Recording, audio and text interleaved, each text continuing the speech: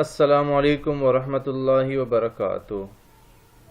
تمام ناظرین، آج ہمارے اس ٹاپک میں ہم زکوٰۃ کے بارے میں جانیں گے۔ زکوٰۃ کی تعریف، زکوٰۃ کی تعارف کے بارے میں، زکوٰۃ کی تاریخی حیثیت، زکوٰۃ کا مفہوم اور زکوٰۃ کی ابتدا کب کیسے ہوئی اور اس میں کیا اختلاف ہے۔ اسی طرح زکوٰۃ کے اشیاء کون کون سے ہیں اور زکوٰۃ کن چیزوں پر لاگو ہوتی ہے، کب لاگو ہوتی ہے، اور زکوٰۃ جب ادا کریں گے تو کیسے ادا کریں گے، کس ترتیب سے ادا کریں گے، اور زکوٰۃ دیں گے تو ان کے مستحق کون ہے۔ لہٰذا آج ہم ابتدا کریں گے سب سے پہلے زکوٰۃ کے معنی اور حکم کے بارے میں۔ لہٰذا زکوٰۃ کا معنی ہے بڑھوتری، برکت، نفع، نشوونما۔ لہٰذا زکوٰۃ کہتے ہیں لغت میں نفع کو کمانا، نشوونما پانا، بڑھوتری اور پاکیزگی۔ تو چار معنی آپ کے سامنے آ گئے۔ زکوٰۃ کہتے ہیں پاکیزگی کو، بڑھوتری کو، نفع کمانے کو، نشوونما کو اور برکت کو۔ لہٰذا قرآن کریم میں زکوٰۃ کا جو لفظ ہے وہ کئی مرتبہ آ چکا ہے، سینکڑوں مرتبہ آ چکا ہے۔ لہٰذا قرآن کریم میں آتا ہے کہ ان کے مال سے زکوٰۃ لو تاکہ ان کو پاک کرے اور برکت کرے اور اس کی وجہ سے اور دعا دے ان کو۔ لہٰذا نبی علیہ الصلوۃ والسلام کو حکم اللہ فرماتا ہے کہ آپ ان سے ان کے مالوں میں زکوٰۃ لو تاکہ ان کے مال میں برکت آ جائے، ان کے دلوں میں پاکیزگی آ جائے، ان کے نفس میں پاکیزگی آ جائے، ان کو تزکیہ نفس حاصل ہو۔ تو لہٰذا زکوٰۃ کا معنی پاکیزگی ہے، برکت ہے، بڑھوتری ہے۔ شرعی اصطلاح میں زکوٰۃ مال کے اس خاص حصے کو کہتے ہیں جو اللہ کے حکم کے مطابق فقیروں، محتاجوں وغیرہ کو دے کر انہیں اس کا مالک بنانا ہے۔ یعنی زکوٰۃ کا مال اس شخص کو دیں گے جو کہ مستحق ہے، فقیر ہے، محتاج ہے، اور زکوٰۃ کا مال جب اس کو دیں گے تو اس کو اس کا مالک بنائیں گے۔ لہٰذا جس کا کوئی فرد مالک نہیں بن سکتا اس سے زکوٰۃ بھی ادا نہیں ہوگا۔ جیسے زکوٰۃ کا مال مسجد میں دینا، زکوٰۃ کا مال کسی ادارے کے نام پر دینا، زکوٰۃ کا مال مدرسے کے نام پر دینا، یہ زکوٰۃ ادا نہیں ہوگا کیونکہ اب اس کا کوئی مالک نہیں ہے۔ لہٰذا اگر آپ نے مدرسے میں دینا ہے تو وہاں پہ آپ طلباء کے نام پر دیں گے تو وہ طلباء کے نام پر جب آپ سے اس کا متولی وصول کرے گا تو آپ کا زکوٰۃ ادا ہوگا۔ لہٰذا مسجد میں زکوٰۃ کا مال نہیں لگایا جا سکتا۔ بنیادی شرط زکوٰۃ میں یہ ہے کہ آپ اس کا مالک بنائیں گے، کوئی فرد اس کا مالک ضرور ہونا چاہیے۔ لہٰذا لغوی تعریف اور اصطلاحی تعریف آپ کے سامنے ہو گئی۔ لہٰذا میں ایک مرتبہ پھر اس کو ریپیٹ کرتا ہوں۔ زکوٰۃ مال کے اس خاص حصے کو کہتے ہیں جو اللہ کے حکم کے مطابق فقیروں اور محتاجوں کو دینا اور انہیں اس کا مالک بنانا ہے۔ لہٰذا اگر میں یہ کہہ دوں کہ زکوٰۃ مال کے اس خاص حصے کو کہتے ہیں، خاص حصے سے مراد 2.5% زکوٰۃ ہے اور 2.5% ہے۔ جب 2.5% مال آپ دیں گے تو اللہ کے حکم کے مطابق آپ اس کو فقیر اور محتاجوں کو دیں گے اور اس کو کہیں گے کہ ہم نے آپ کو اس کا مالک بنا دیا ہے، اب آپ کی مرضی ہے جہاں آپ اس مال کو لگا دیں اور جس چیز میں آپ اس کو استعمال کریں، آپ کو مکمل اختیار ہے، تو زکوٰۃ ادا ہو جائے گا۔ زکوٰۃ دینا شریعت اسلامیہ میں فرض ہے، یہ واجب نہیں ہے، سنت نہیں ہے، نفل نہیں ہے۔ زکوٰۃ کے اوپر تمام امت مسلمہ کا اجماعی عقیدہ ہے کہ زکوٰۃ فرض ہے۔ قرآن سے بھی ثابت ہے کہ زکوٰۃ فرض ہے، اور احادیث سے بھی ثابت ہے کہ زکوٰۃ فرض ہے۔ تو یہ حکم ہو گیا کہ زکوٰۃ کا حکم کیا ہے؟ تو زکوٰۃ کا حکم یہ ہے کہ یہ فرض ہے، اور جو اس کا انکار کرے گا کہ یہ زکوٰۃ فرض نہیں ہے شریعت اسلامیہ میں، تو وہ کافر ہو جائے گا، کیونکہ فرضیت کا انکار کرنے والا وہ کافر ہو جاتا ہے۔ اور جس کے اوپر زکوٰۃ فرض ہو اور وہ ادا نہ کرے تو پھر وہ گناہ کبیرہ کا مرتکب ہو جاتا ہے، اور اس کے اللہ آخرت میں سخت سزائیں دے گا اور انہیں معاف نہیں کیا جائے گا۔ وہ اس لیے معاف نہیں کیا جائے گا کہ یہ زکوٰۃ یہ انسانوں کا حق ہے، یہ حقوق اللہ نہیں ہے بلکہ حقوق العباد ہے۔ لہذا زکوٰۃ کا معنی ہے بڑھوتری، پاکیزگی، نشوونما، نفع اور برکت، اور اصطلاح میں زکوٰۃ کہتے ہیں مال کے اس خاص حصے کو جو کہ 2.5% ہے، جس کو فقیروں کو دینا اور محتاجوں کو دینا آپ پر لازم ہو جاتا ہے، اور انہیں اس کا مالک بنانا ضروری ہے۔ زکوٰۃ کا حکم یہاں پہ آپ کے سامنے بیان کیا گیا کہ زکوٰۃ دینا فرض ہے، قرآن اور حدیث سے ثابت ہے کہ یہ فرض ہے، اور پوری امت مسلمہ اس پر متفق ہے کہ یہ فرض ہے، اور جو اس کو فرض نہیں مانے گا وہ کافر ہو جائے گا، وہ دین اسلام سے خارج ہو جائے گا۔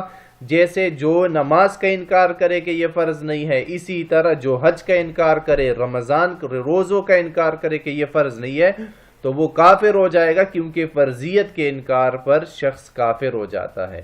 اور جو زکوٰۃ کو فرض تو مانتا ہے لیکن ادا نہیں کرتا، امیر ہے ادا نہیں کرتا، نماز اس کے اوپر فرض ہے وہ ادا نہیں کرتا، روزے نہیں رکھتا، تو وہ شخص گناہ کبیرہ کا مرتکب ہے، اور اس کو آخرت میں سخت سزا دی جائے گی۔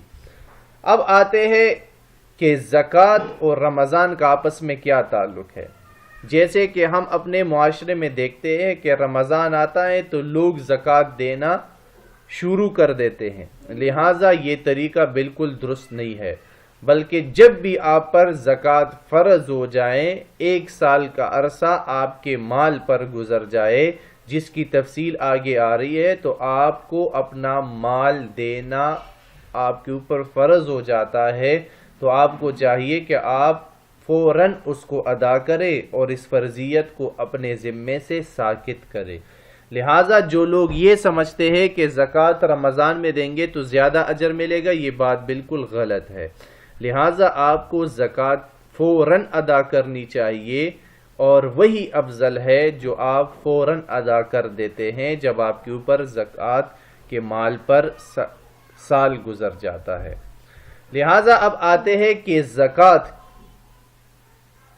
کب دیں گے، کس کو دیں گے، کتنا ہو تو دیں گے، ہم صاحب نصاب بنیں گے، اور اس کا مصرف کیا ہے۔ لہٰذا تو 4 چیزیں آپ کو سمجھنی بنیادی طور پر ضروری ہے۔ سب سے پہلے ہے اشیاء زکوٰۃ، دوسری نصاب زکوٰۃ، تیسری شرائط زکوٰۃ، اور چوتھے نمبر پر ہے مصارف زکوٰۃ۔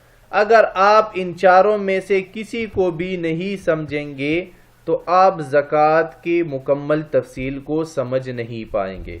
لہٰذا اشیاء زکوٰۃ، نصاب زکوٰۃ، شرائط زکوٰۃ اور مصارف زکوٰۃ، اس کے اوپر آگے ہم بات کر دیتے ہیں۔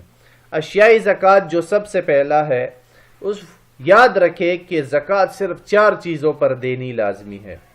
آپ کے پاس سونا ہو، سونے کی مقدار کتنی ہو وہ آگے آ رہی ہے، 7.5 تولے سونا ہو آپ کے پاس، چاندی کتنی ہو، دوسری چیز چاندی ہے تو چاندی 52.5 تولہ یا اس سے زیادہ ہو، نقدی ہو آپ کے پاس، یا چوتھے نمبر پر مال تجارت ہو۔ یہ 4 چیزیں آپ کے پاس ہو تو آپ زکوٰۃ دیں گے۔ ان چاروں کے علاوہ آپ کے پاس کچھ بھی ہو تو اس پر زکوٰۃ نہیں ہوگی، سوائے وہ جانوروں کی جو تفصیل ہے وہ وہ اس کے اپنے ٹاپک میں ہے، یہاں پر نہیں بیان کیا جائے گا، لہٰذا یہاں پر آپ نے سونا، چاندی، نقدی اور مال تجارت کی تفصیل سمجھنی ہے۔ سب سے پہلے آتے ہیں کہ آپ کے پاس سونا ہے، سونا، تو سونے میں سے آپ نے دیکھنا ہے کہ اب میرے پاس سونا ہے تو میں زکوٰۃ دوں گا یا نہیں دوں گا، میں صاحب نصاب ہوں یا نہیں ہوں۔ تو سب سے پہلے سونا ہو، کسی بھی شکل میں ہو، انگوٹھی میں ہو، زیور کے شکل میں ہو، برتن کے شکل میں ہو، یا چاہے ڈلی کی شکل میں ہو جس کو اینٹ کہتے ہیں، چاہے آپ نے اس کو الماری میں رکھا ہے، چاہے آپ نے اس کو بریف کیس میں رکھا ہے، چاہے آپ اس کا کاروبار کرتے ہیں اور اس کو سنیاری کے طور پر آپ اس کو خریدتے اور بیچتے بھی ہے، یا چاہے اس میں کچھ ملاوٹ ہو چاندی کی یا پھر پیتل کی، ان تمام حالتوں میں آپ سونے پر جو ہے زکوٰۃ ادا کریں گے، اور اس پر زکوٰۃ جو ہے وہ فرض ہے جب اس کی مقدار 7.5 تولے سونا یا اس سے زیادہ ہو تب۔ لہٰذا سونا آپ کے پاس ہے، کچھ لوگ ہم سے سوال کرتے ہیں کہ میرے پاس تو سونا ہے لیکن وہ انگوٹھی میں ہے، تو اس پر بھی زکوٰۃ ہے یا نہیں؟ تو لہٰذا اس پر بھی زکوٰۃ لازم ہے اور فرض ہے۔ اسی طرح دوسری چیز ہے چاندنی، سونے کی طرح یہ بھی انگوٹھی، زیور، برتن چاہے اینٹ کی شکل میں ہو، استعمال میں ہو نہ ہو، چاہے اس میں کوئی ملاوٹ کیوں نہ ہو، جب یہ 52.5 تولہ چاندی تک اس کا نصاب پہنچے گا تو اب آپ زکوٰۃ ادا کریں گے۔ تیسری چیز ہے اموال زکوٰۃ، چاہے آپ کے پاس مال زکوٰۃ یعنی آپ کے پاس پیسہ ہے، پیسہ نقد پیسہ ہے، نقد پیسہ چاہے بانڈ کی شکل میں ہے، چاہے شیئرز کی شکل میں ہے، چاہے کیش کی شکل میں ہے، چاہے وہ پاکستان کے ملک، ہندوستان کے ملک یا کسی بھی ملک کی کیش چیک کی صورت میں ہے، تو لہٰذا آپ اس پر زکوٰۃ دیں گے۔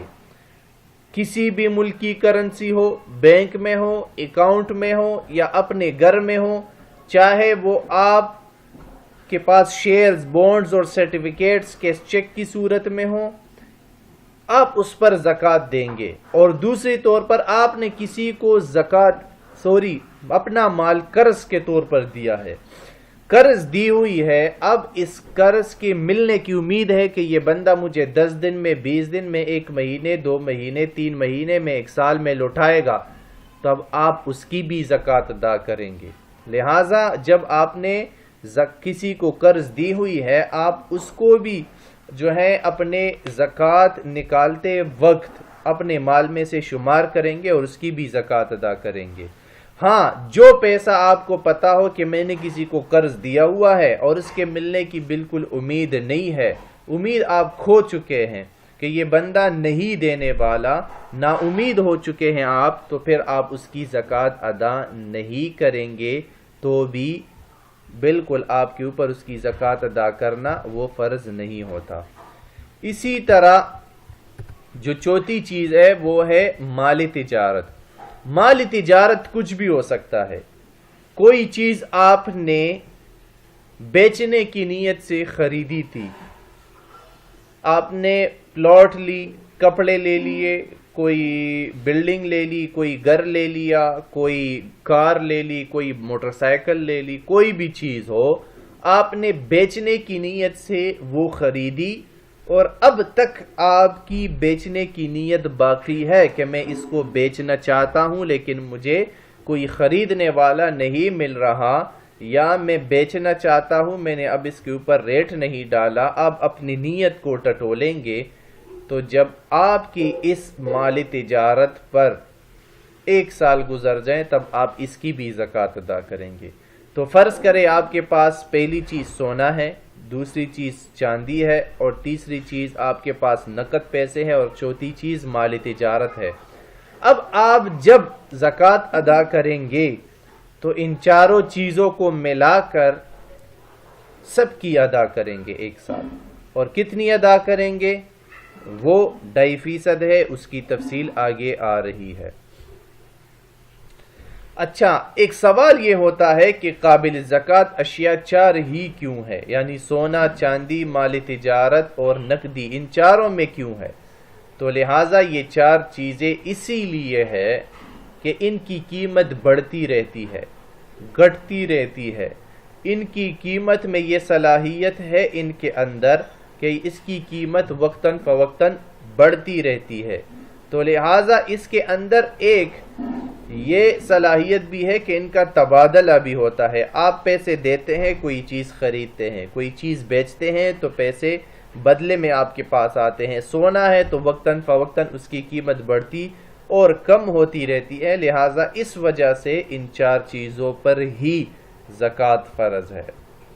اچھا، اسی طرح جن چیزوں میں بڑھنے اور کم ہونے کی صلاحیت نہیں ہے یا جن کا تبادلہ نہیں ہو سکتا، ان کو شریعت نے منع کر دیا کہ آپ اس پر زکوٰۃ نہ دیں۔ جیسے کہ آپ کے گھر کی اپنی گاڑی ہے، آپ اپنے گھر کے لیے استعمال کر رہے ہیں تو ان کے اوپر زکوٰۃ فرض نہیں ہے۔ اسی طرح آپ کے گھر کے فرنیچر ہو گئے، آپ کا اپنا گھر ہو گیا، آپ کے اپنے فلیٹس ہو گئے جن میں آپ رہ رہے ہیں یا جن کو آپ نے کرایہ پر دیا ہوا ہے، تو اب اس کے کرایہ پر زکوٰۃ ہوگا، اس فلیٹ کے اوپر زکوٰۃ نہیں ہوگی۔ لہٰذا آپ کا کارخانہ ہے، کارخانے کے اندر مشینری ہے، تو اب ان چیزوں پر زکوٰۃ نہیں ہوگی، بلکہ اس کے اوپر جو منافع آ رہا ہے وہ منافع کے اوپر زکوٰۃ ہوگی۔ لہٰذا جو پھر آپ کے سوالات ہوں گے وہ آپ کمنٹس میں پوچھ سکتے ہیں، آپ کو وقتاً فوقتاً اس کے جوابات دیے جائیں گے۔ سامان تجارت میں کیا کیا چیزیں شامل ہے؟ ہر وہ چیز شامل ہے جس کو آپ بیچ سکتے ہیں اور اس کے اوپر پیسے لے سکتے ہیں۔ لہٰذا زکوٰۃ صرف اور صرف پلاٹ کے اوپر زکوٰۃ فرض نہیں ہے، لہٰذا باقی تمام چیزوں پر زکوٰۃ فرض ہے۔ اگر آپ نے پلاٹ اس لیے خریدا کہ میں اس کے اوپر اپنا گھر بناؤں گا تو اس کے اوپر کوئی زکوٰۃ نہیں ہے، البتہ اس کے اوپر 10 سال کیوں نہ گزر جائیں، 5 سال کیوں نہ گزر جائیں، 1 سال کیوں نہ گزر جائیں، اس کے اوپر کوئی زکوٰۃ نہیں ہوگی۔ کیوں؟ کیونکہ آپ نے اس نیت سے خریدا تھا اور ابھی تک آپ کی یہ نیت باقی ہے کہ میں اس کے اوپر اپنا گھر بناؤں گا۔ لہٰذا دوسری جو زکوٰۃ کی جو شرط ہے وہ ہے نصاب زکوٰۃ۔ اشیاء زکوٰۃ ہم نے پڑھ لی، یہاں پر اب نصاب زکوٰۃ کی بات ہو رہی ہے۔ تو لہٰذا آپ کے پاس سونا 88 گرام ہو اور چاندی 612 گرام ہو تو ان کے اوپر آپ زکوٰۃ دیں گے۔ سونا 88 گرام ہو تو 88 گرام کی مقدار 7.5 تولہ سونا ہے، اور چاندی 612 گرام تو اس کی مقدار ہے 52.5 تولہ چاندی۔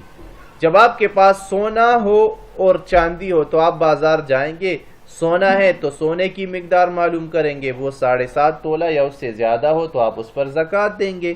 اگر چاندی آپ کے پاس صرف چاندی ہے تو آپ 612 گرام چاندی، اگر آپ کو پتہ چلتا ہے کہ 612 گرام ہے یا 52.5 تولہ چاندی ہے تو آپ اس کے اوپر بھی 2.5% زکوٰۃ دیں گے۔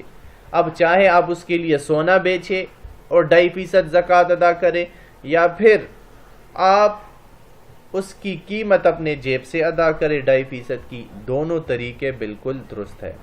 نصاب زکوٰۃ، نصاب زکوٰۃ میں نے آپ کو بھی بیان کر دیا کہ آپ کے پاس سونا ہو تو یا تو 20 دینار ہو یا 7.5 تولہ سونا ہو۔ 7.5 تولہ اپنے ذہن میں رکھے، بہت آسان ہے۔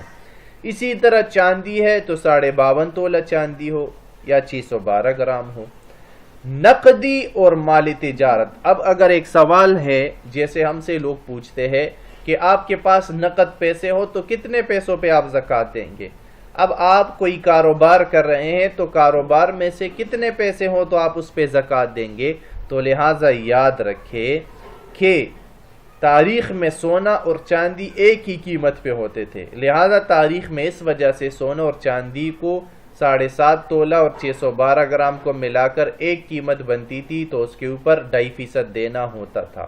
یا پھر آپ کے پاس نقدی اور مال تجارت چاندی اور سونا کے مقدار کے برابر بنتی تو آپ زکوٰۃ دیتے، لیکن اب معاملہ اس کے الٹ ہو چکا ہے، 7.5 تولہ کی قیمت بہت زیادہ ہے، لاکھوں میں ہے، اور 52.5 تولہ چاندی کی قیمت ہزاروں میں ہے۔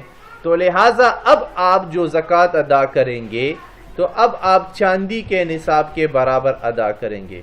جب آپ کی پاس نقدی ہو اور مال تجارت ہو تو آپ دونوں کا نصاب چاندی کے برابر ہو جائے تو آپ چاندی کے برابر اس کی قیمت معلوم کریں گے۔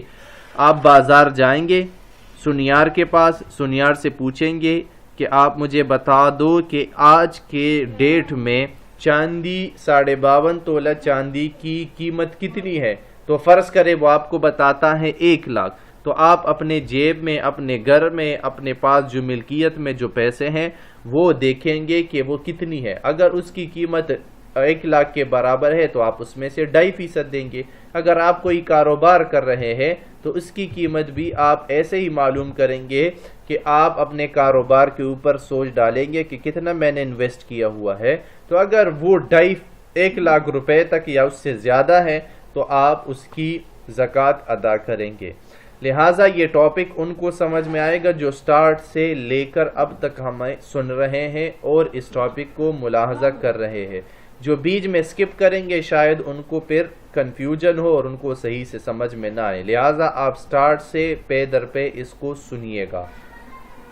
لہٰذا نقدی اور مالی تجارت کا جو نصاب ہے وہ چاندی ہے اور وہ ہے 52.5 تولہ۔ ہر دور میں 52.5 تولہ چاندی کی قیمت اوپر نیچے ہوتی رہتی ہے۔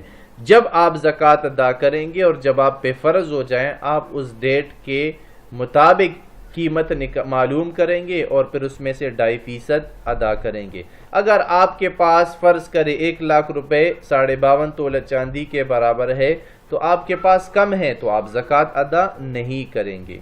لہٰذا اب ایک بندہ ہے اس کے پاس 4 چیزیں ہیں،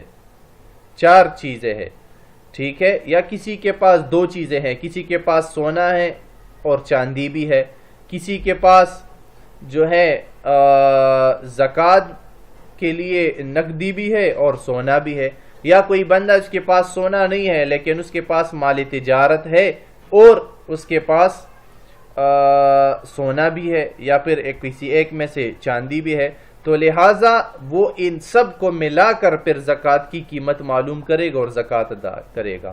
لہٰذا یہاں آپ اس چارٹ میں ملاحظہ کریں کہ صرف سونا ہو تو اس کے وزن کا اعتبار ہوگا 87 گرام 87.479 گرام، یہ تقریباً 88 گرام بنتے ہیں۔ اسی طرح صرف چاندی ہو تو 612 گرام ہو یعنی 52.5 تولہ ہو۔ اسی طرح نقدی اور مال تجارت ان کا کوئی اپنا وزن نہیں ہے، کوئی اعتبار نہیں ہے، لہٰذا ان کی صرف قیمت کا اعتبار ہوگا اور وہ ہوگا چاندی کے وزن کے برابر جو 52.5 تولہ چاندی ہے۔ لہٰذا شرائط زکوٰۃ کیا ہے؟ تو یعنی زکوٰۃ کب فرض ہوتی ہے؟ زکوٰۃ تب فرض ہوگی جب آپ کے پاس جو مال ہے اس کے اوپر 1 سال گزر جائے۔ آپ کے پاس مال ہے، 1 سال گزر گیا اور مالی واجبات میں سے وہ زائد ہے، یعنی وہ پیسے جو آپ کے پاس ہے وہ آپ دیکھیں گے میرے اوپر کوئی قرض تو نہیں ہے، اگر قرض ہے تو آپ سکپ کریں گے۔ اگر آپ کے پاس وہ پیسے ہیں لیکن اپنے گھر کی ضرورت کے لیے ہے، یعنی جو اتنے پیسے ہیں کہ 1-2 دن میں سارے خرچ ہو جائیں گے، تب بھی آپ کے اوپر زکوٰۃ نہیں ہے۔ اسی طرح جو پیسے آپ کے پاس ہو وہ ضرورت سے زیادہ ہو، اسی طرح اس کے پیسوں کے اوپر سال گزر چکا ہو اور جب آپ وہ پیسے کسی کو دیں گے تو بطور تملیغ دیں گے، یعنی جیسے میں نے سٹارٹ میں بنایا کہ مسجد کے اوپر زکوٰۃ نہیں ہوگی۔ زکوٰۃ کے لیے بنیادی شرط ہے کہ آپ کسی کو اس کا مالک بنائیں گے، تو مالک جب آپ بنائیں گے تب زکوٰۃ ادا ہوگی، تو بطور تملیغ دیں گے۔ تو اب ہم یہاں آتے ہیں کہ زکوٰۃ کے شرائط کیا ہے، تو اس پر 1 سال گزر چکا ہو، ٹھیک ہے۔ اسی طرح آپ سال کے سٹارٹ کو بھی دیکھیں گے اور سال کے اینڈ کو بھی دیکھیں گے کہ سال کے سٹارٹ میں بھی آپ کے پاس 52.5 تولہ چاندی کے برابر قیمت تھی، بیچ میں کبھی کم ہو گئی، کبھی زیادہ ہو گئی، کم ہو گئی، زیادہ ہو گئی، تو اونچ نیچ کا اعتبار نہیں ہوگا۔ ایک سال گزر گیا، پھر آپ دیکھیں گے کہ میرے پاس اب کتنا پیسہ ہے، تو اگر وہ 52.5 تولہ چاندی کے برابر ہے تو آپ زکوٰۃ دیں گے۔ اسی طرح میں نے پہلے ہی بتا دیا، آپ کے پاس آپ کے اوپر قرضے ہیں جو آپ نے ادا کرنی ہے، اسی طرح آپ کے اوپر قرض ہے جو آپ نے ادھار لی ہوئی ہے تو آپ اس کو بھی مائنس کر دیں گے۔ اسی طرح جب آپ زکوٰۃ دیں گے تو آپ اس کو بطور تملیغ دیں گے کہ یہ میں آپ کو دے رہا ہوں اور آپ اس کے مالک ہیں۔ اگر آپ نے پہلے سے کسی کو قرض دی تھی اور اب چاہتے ہیں آپ کہ میں اس کو کہہ دیتا ہوں کہ جو مال میں نے آپ کو قرض میں دیا تھا وہ آپ زکوٰۃ میں سے سکپ کر لے، تو زکوٰۃ ادا نہیں ہوگی۔ آپ ایسا کر سکتے ہیں کہ اس کو کہہ دیں یہ زکوٰۃ مجھے دے دو، قرض پیسے مجھے دے دو، اور دوسرے ہاتھ آپ اس کو واپس زکوٰۃ کی نیت سے دیں گے تو زکوٰۃ ادا ہوگی۔ یعنی قرض میں دیے ہوئے پیسے آپ زکوٰۃ میں سے شمار نہیں کر سکتے، لہٰذا یہ بھی ایک شرط ہے۔ تو زکوٰۃ کتنی ادا کرنی ہے؟ صرف اور صرف 2.5% آپ نے زکوٰۃ ادا کرنی ہے، جب وہ 7.5 تولہ سونا ہو یا پھر 52.5 تولہ چاندی ہو یا اس کے برابر نقدی ہو یا مالی تجارت ہو۔ اسی طرح چوتھا جو ہمارے پاس ٹاپک ہے وہ اس کے اندر ایک پارٹ ہے، تو وہ ہے مصرف زکوٰۃ، یعنی زکوٰۃ دیں گے تو کس کو دیں گے۔ لہٰذا قرآن کریم نے 8 مصارفین بیان کیے ہیں۔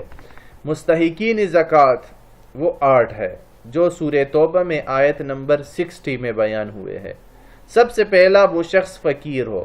فقیر کا مطلب یہ ہے کہ اس کے پاس بہت تھوڑا سا مال ہو لیکن وہ اتنا ہو کہ نصاب تک نہیں پہنچتا۔ مسکین وہ شخص ہے دوسرے نمبر پر جس کے پاس کچھ بھی نہ ہو۔ اور تیسرا وہ شخص ہے جو زکوٰۃ آپ کے گھر آتا تھا تاریخ میں اور وہ آپ سے زکوٰۃ وصول کرتا تھا۔ تو زکوٰۃ کے محکمے میں کام کرنے والا آپ اس کو بھی زکوٰۃ دے سکتے ہیں، یا پھر وہ زکوٰۃ جب آپ دیں گے اور وہ زکوٰۃ کے محکمے میں کام کرنے والا اس کو وصول کرے گا تو پھر وہ اس میں سے اپنی تنخواہ بھی لے سکتا ہے، کیونکہ وہ صاحب حق ہے، صاحب مستحق ہے اور وہ صاحب حاجت ہے، اسی طرح وہ فقیر ہے یا پھر مسکین ہے۔ اسی طرح نبی علیہ الصلوۃ والسلام 14 نمبر پر ان لوگوں کو بھی زکوٰۃ کے مال میں سے زکوٰۃ دیتے تھے، پیسے دیتے تھے یا کوئی سونا چاندی دیتے تھے جو کہ اسلام میں نئے نئے داخل ہوئے ہو، یا پھر وہ عنقریب اسلام میں داخل ہو جائیں گے تو نبی علیہ الصلوۃ والسلام ان کی موٹیویشن کے لیے ان کو زکوٰۃ دیتے تھے۔ 5ویں نمبر پر وہ غلام جس کی آزادی مطلوب ہو، لہٰذا آج کی تاریخ میں غلام نہیں ہے۔ آج کی تاریخ میں اگر آپ دیکھیں گے تو زکوٰۃ آپ کے گھر وصول کرنے والا بھی کوئی نہیں آتا، تو یہ بھی سکپ ہو گیا۔ اب جو ہیں عمر فاروق رضی اللہ تعالی عنہ نے جن کی دلجوئی منظور کرنی ہوتی تھی تو اس کو زکوٰۃ انہوں نے اپنے ابو بکر کے دور میں منع کیا تھا، تو لہٰذا آج کے دور میں یہ 3 لوگ جو ہیں یہ سکپ ہو چکے ہیں، 3، 4 اور 5۔ یہ 3، 4، 5 جو ہیں یہ سکپ ہو چکے ہیں۔ اب آپ جو زکوٰۃ دیں گے غیر مسلم کو نہیں دے سکتے، لہٰذا اگر وہ بندہ جن کی دلجوئی کرنا منظور ہے اگر وہ فقیر ہے یا مسکین ہے تو مسکین اور فقیری کی وجہ سے اس کو زکوٰۃ دے سکتے ہیں۔ تو آج کے دور میں آپ کے گھر کوئی زکوٰۃ وصول کرنے نہیں آتا حکومت وقت کی طرف سے، تو یہ بھی سکپ ہو چکا ہے۔ دلجوئی کسی کی منظور بھی نہیں ہے، یہ بھی عمر فاروق نے منع کیا تھا۔ اور 5ویں نمبر پر غلام بھی آج کے دور میں نہیں ہے، تو یہ 3 سکپ ہو چکے ہیں۔ لیکن مصارفین زکوٰۃ ٹوٹل 8 ہے، تو ہم اگر سوال آ جائیں تو ٹوٹل 8 ہی لکھیں گے، سمجھیں گے اور بیان کریں گے۔ 6 نمبر پر ایک شخص ہے جس کے اوپر قرض ہے، تو آپ اس کو زکوٰۃ کے پیسے دے دیں گے تو وہ اپنا قرض ادا کر لے گا، تو مقروض شخص کو بھی آپ زکوٰۃ دے سکتے ہیں۔ اسی طرح اللہ کے راستے میں جہاد کرنے والا، تبلیغ کرنے والا، طالب علم جو پڑھائی کے لیے اللہ کے راستے میں نکل چکا ہے، آپ اس کو بھی جو ہے زکوٰۃ کا جو پیسہ ہے جو 2.5% ہے آپ اس کو دے سکتے ہیں، تاکہ وہ اللہ کی راہ میں پڑھے لکھے سمجھے اور جہاد کرے تبلیغ کرے تو آپ اس کو بھی جہاد میں پیسے یا وغیرہ میں پیسے زکوٰۃ کے دے سکتے ہیں۔ اسی طرح 8واں شخص ہے مسافر، کوئی راستے میں چلا گیا، کوئی کراچی چلا گیا یا کسی ملک چلا گیا اور اس کے پاس اب اتنے پیسے نہیں ہے کہ وہ اب گھر لوٹ سکے، تو آپ اس کو پیسے دیں گے تاکہ وہ ٹکٹ کر سکے، راستے کا کھانا پینا کر سکے اور اپنے گھر آسانی سے پہنچ سکے۔ تو لہٰذا یہ 8 اشخاص ہے جو مستحقین زکوٰۃ ہے۔ اس کو کہتے ہیں انما الصدقات للفقراء، فقراء کو دے سکتے ہیں، والمساکین والعاملین علیہا، اس کو عاملین زکوٰۃ کہتے ہیں۔ چوتھے نمبر پر والمؤلفۃ القلوب، اور 5ویں نمبر پر ہے فی الرقاب یعنی غلام، اور والغاربین، 6 نمبر پر قرضدار کو عربی میں غارم کہتے ہیں۔ اسی طرح وفی سبیل اللہ، اللہ کے راستے میں نکلنے والا، جہاد کرنے والا، تبلیغ کرنے والا، تعلیم اور تعلم کرنے والا، اور 8ویں نمبر پر ابن سبیل یعنی مسافر۔ تو معاشرے کے 2 طبقے ہیں، ایک ہے مالدار اور ایک ہے فقیر۔ تو مالدار کے اوپر زکوٰۃ دینا فرض ہے اور غریبوں کے لیے لینا جائز ہے، تو لہٰذا جو مالدار ہو وہ زکوٰۃ دیں گے اور فقیر جو ہے اس کو لے گا۔ لہٰذا معاشرے میں زکوٰۃ کا جو فلسفہ ہے وہ یہ ہے کہ امیری باقی رہے اور غریبی ختم ہو جائے۔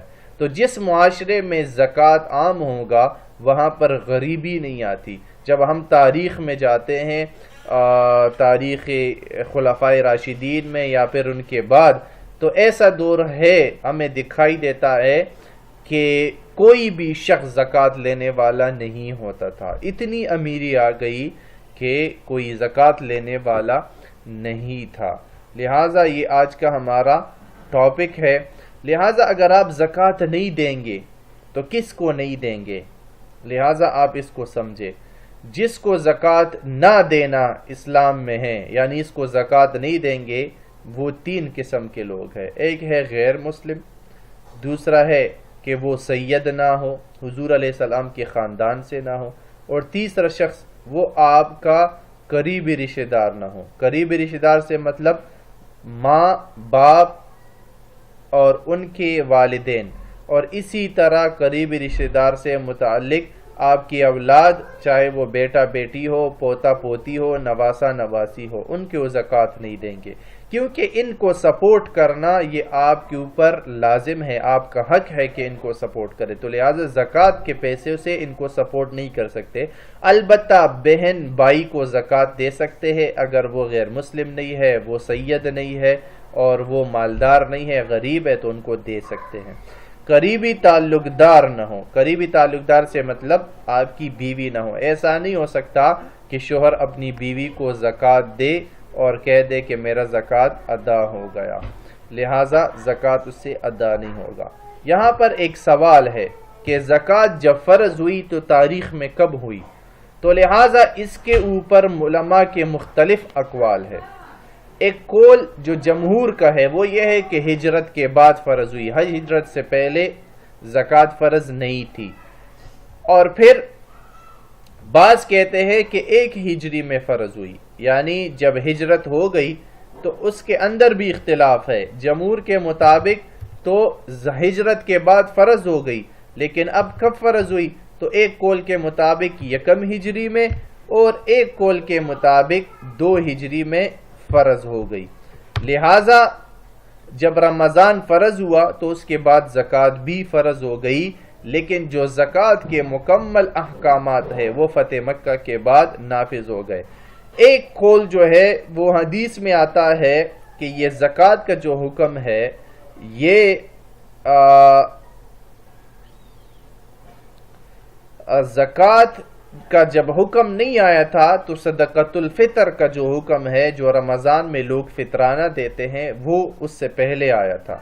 لہٰذا ایک قول یہ ہے کہ ہجرت حبشہ میں جو 7 ہجری میں ہوئی، 7 نبوی میں ہوئی تھی، نجاشی بادشاہ جو افریقہ، اب حبشہ میں نجاشی بادشاہ تھا، حبشہ آج کے دور میں افریقہ کو کہتے ہیں، تو وہاں پہ حضرت جعفر رضی اللہ تعالیٰ عنہ سے اس نجاشی بادشاہ نے پوچھا کہ آپ کا نبی آپ کو کس چیز کا حکم کرتے ہیں؟ تو انہیں فرماتا انہو یأمرنا بالصلاۃ والزکاۃ والصیام، ہمارا نبی ہمیں نماز کا، زکوٰۃ کا اور روزے کا حکم دیتا ہے۔ تو لہٰذا ایک قول یہ ہے کہ زکوٰۃ جو ہے وہ مکے میں فرض ہو گئی تھی، لیکن مکے میں فرضیت کے بعد لوگ اس کو اپنی مرضی سے زکوٰۃ دیتے تھے، کم اور بیش ان کے اوپر کوئی تفصیل لازم نہیں تھی، غریب اپنی مرضی سے دیتا تھا، امیر اپنی مرضی سے دیتا تھا۔ لیکن پھر ہجرت کے بعد اس کے مکمل تفصیلات جو ہے وہ نافذ ہو گئی کہ آپ نے 2.5% دینی ہے، سونا ہو تو 7.5 تولہ ہو، اگر چاندی ہو تو وہ 52.5 تولہ چاندی ہو، اسی طرح اگر آپ کے پاس نقدی ہے یا مال تجارت ہے وہ 52.5 تولہ یا 7.5 تولہ کے برابر ہو۔ لیکن آج کے دور میں سن 2023 میں اب جو ہے چاندی کے برابر نقدی اور مال تجارت ہو تو زکوٰۃ دیں گے، کیونکہ سونے کا ریٹ بہت اوپر جا چکا ہے۔ لہٰذا یہاں تک ہمارا یہ موضوع مکمل ہوتا ہے۔ کوئی سوال ہو تو آپ کمنٹس میں مجھ سے پوچھ سکتے ہیں۔ شکریہ، اللہ حافظ، اللہ آپ سب کو کامیاب فرمائے، اللہ نگہبان۔ السلام علیکم ورحمۃ اللہ وبرکاتہ۔